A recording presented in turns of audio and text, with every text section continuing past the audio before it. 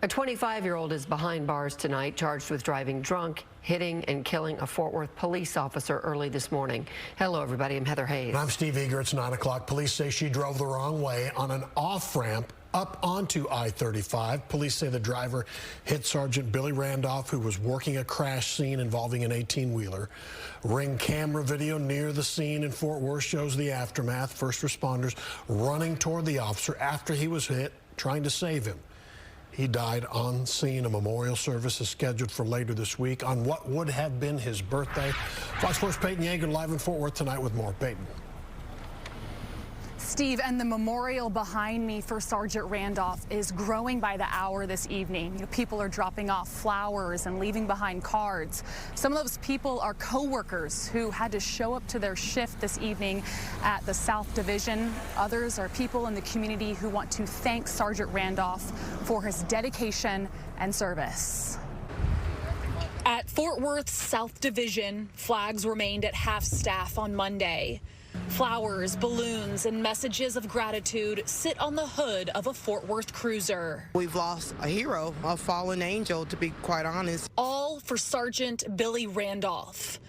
Officer Brody Nolan only met Randolph once during his rookie year back in 2021. We was on the scene of an accident together. He helped pull a family out of a burning car together. A selfless act, Police Chief Neil Noakes says was part of Sergeant Randolph's core. What I know is he was a selfless guy who always thought of others ahead of himself, as willing, obviously, to put himself in harm's way to protect not only his team, but also protect the residents here in Fort Worth. Randolph served 4 years in the United States Air Force and then went on to have a nearly 30-year career with the Fort Worth Police Department. Early Monday morning, police say Randolph was working the scene of a fiery crash on Interstate 35W at Sycamore School Road. The initial collision involved an 18-wheeler, which caught fire and caused a fuel spill, seen here by cell phone video. With the interstate blocked off, police say 25-year-old De'Ajale Evans drove the wrong way on the exit ramp and struck Randolph. She continued driving, trying to flee the scene. After about a quarter mile or so, she finally stopped, but then got out and tried to flee on foot, running from the scene. Evans was eventually taken into custody, and a blood draw was taken. She's currently charged with intoxication manslaughter causing the death of a peace officer.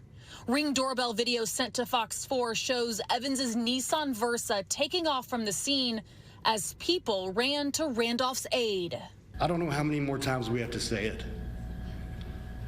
There is no excuse for drinking and driving. And because she did that, we lost one of Fort Worth's finest.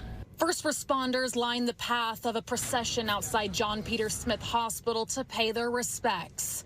Randolph's family embracing as his body was transported to the medical examiner's office. Others shedding tears and offering support.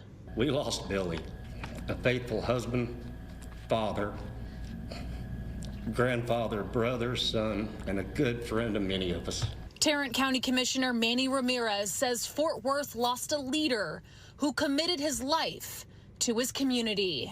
He was a supervisor, and traditionally supervisors don't usually block traffic. But it's something that he did because he was always out there with his troops because he truly cared. Investigators are still waiting for that blood test for Evans to come back. That usually takes about 24 to 48 hours. Meanwhile, there will be a prayer vigil this Wednesday at 7:30 here at the South Division in Fort Worth. That would have been Billy Randolph's birthday.